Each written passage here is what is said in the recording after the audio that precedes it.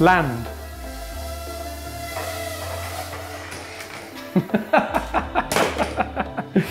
Oh, what a great landing.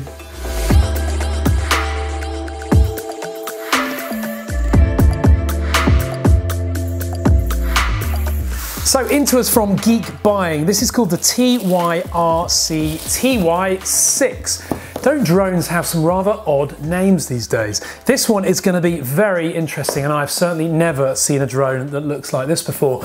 So the box is nicely presented, good quality, solidly built as well. Now this one comes in at about $45 or about £50, and you can buy it. Links are in the video description from Geek Buying, as we mentioned. And look at this weird thing. So we've seen lots of folding drones in the past. This one is going to be like you've never seen before. Let's just quickly see what else is in the box before we crack on. So under here, we've got some little joysticks. Now these are basically, you put them onto the screen of your phone and then you can basically use them as on-screen joysticks. The good thing about these is they'll actually work with almost any other drone app that uses a mobile phone, of course. So that could be quite useful. We've then got a little USB charger, and of course we've got some spare props in there as well. Then there's this weird little transmitter assembly. Now it's not actually a transmitter, but it's a case into which you put your phone. So it just means that when you're flying your drone, you've got something a little bit more comfortable to hold rather than your usual mobile phone. So quite a nice idea there. So anyway, let's have a look at the drone in more detail. So now this thing is just bizarre, but I love how creative these manufacturers are getting. Folding is the key these days, and I did say that a year ago that this year would be the year of the folding drones, and indeed it was. So how on earth do you unfold this? Well, first of all you do that, then you pull these arms out like that, and you do feel a kind of a bit afraid of breaking this thing, but it all clicks into place like that, and then that slots down like that. That slots down like that, and then finally you twist the motors around as well. So that is really innovative and quite an impressive bit of design. So with the drone fully unfolded, you can see that we've kind of got this central section here from which is a camera. Now it's a 720p camera fitted to this, so we're going to get hopefully 720p video. It's also got inbuilt altitude hold, it's got automatic takeoff and landing, like the usual kind of specification. And in this main central body here is also the battery.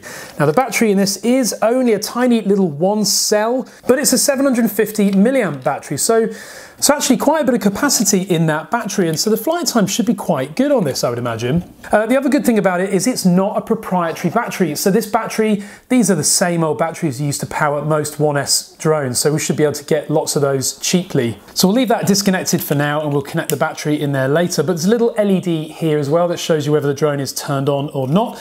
And then on top here is also a power button. So the nice thing about the camera hanging down low like that is that it's not obstructed by anything. And of course you'll be able to rotate this drone around and get a nice 360 degree. Looking at the motors on here, they are brushed motors and not brushless, and you couldn't really expect brushless for that kind of price. They're tiny, tiny little barrel motors and nice 2-inch props on there as well. And of course you get some of those spare in there. The drone itself, by the way, is available in black, as we've got here, or red. Now the only thing that's going to puzzle me, I think, is the takeoff, because although it will balance like that, it's not going to be, it's going to fall over potentially. However, I think that when you power up these props, you probably find that it will actually right itself because it is naturally stabilized. So that will be quite interesting during the flight test as well. So this has no transmitter, remember, it's flown entirely via your mobile phone. So the next step is to get the app downloaded and then take it for a test flight. So the first thing we need to do is get the app installed for this drone.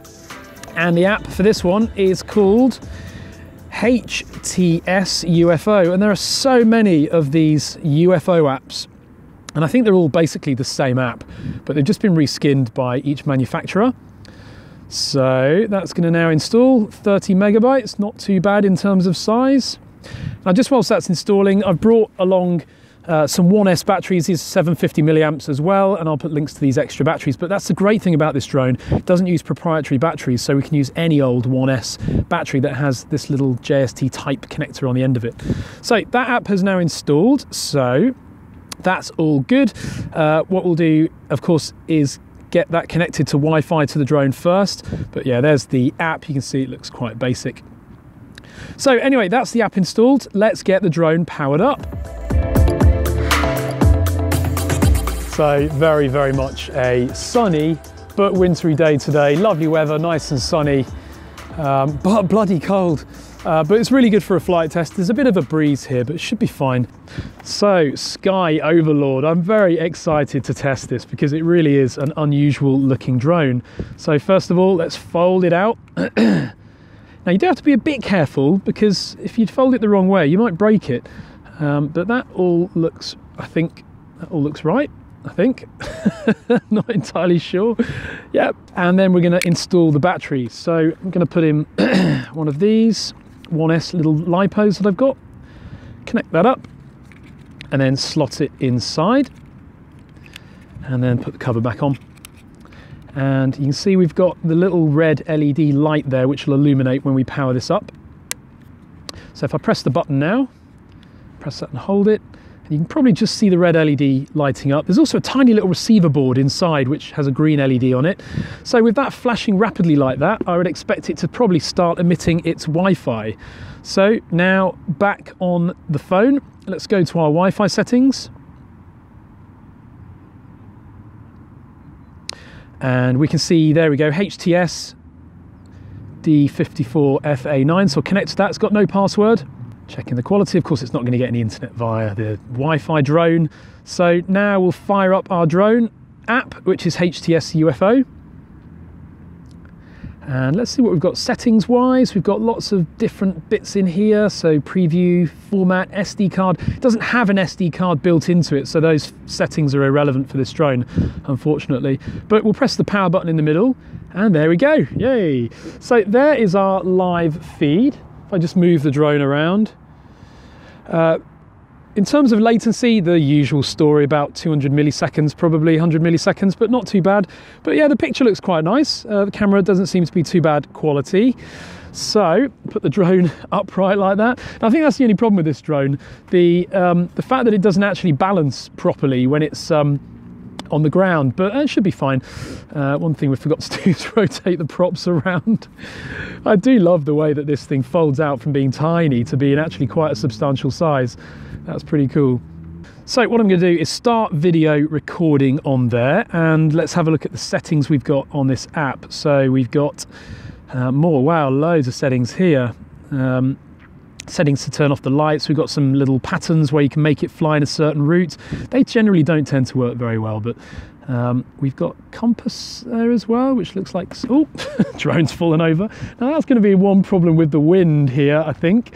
Not sure how this is going to play out, but we'll try my theory that it will stabilize itself. So I'll leave it like that. This may go horribly wrong. So there's our controls. Okay, we're still recording video, so let's press the takeoff button.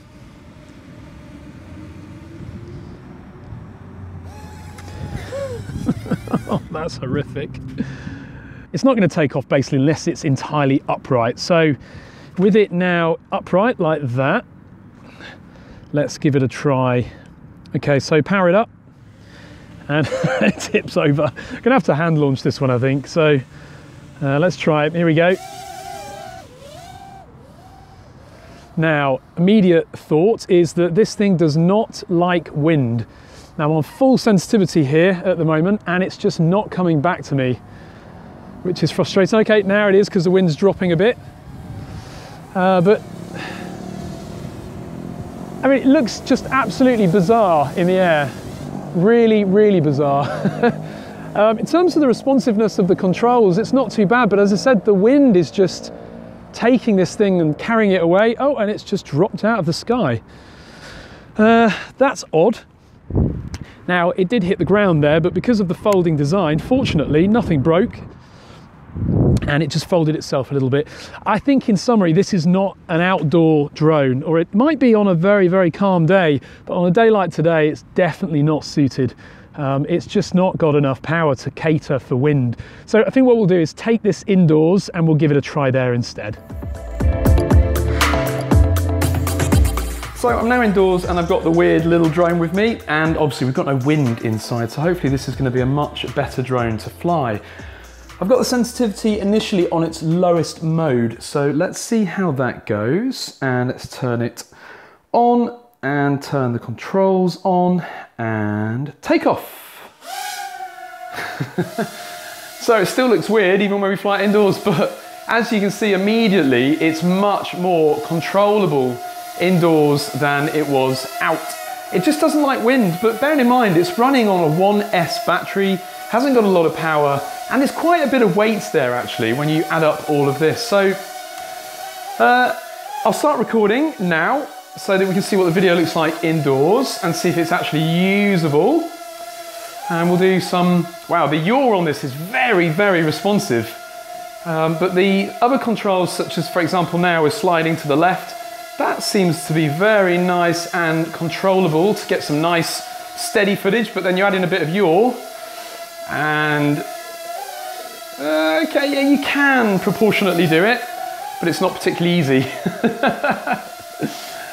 But yeah, it flies really nicely inside. The other thing we'll try now there is a 3D button on here, 360 degrees, sorry. So in theory, it might do some stunts. Now this might be messy, but let's see how it goes. Okay, so I'm gonna press the 360 button, here we go. And nothing happened. Let's try that again.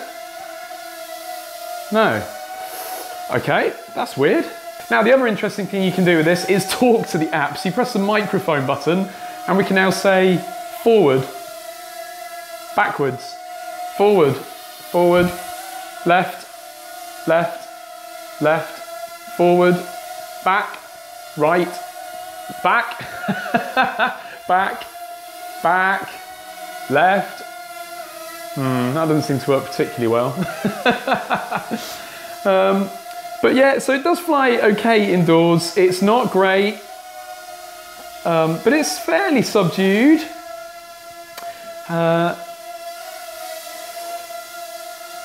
And the footage doesn't look too bad in terms of the quality either.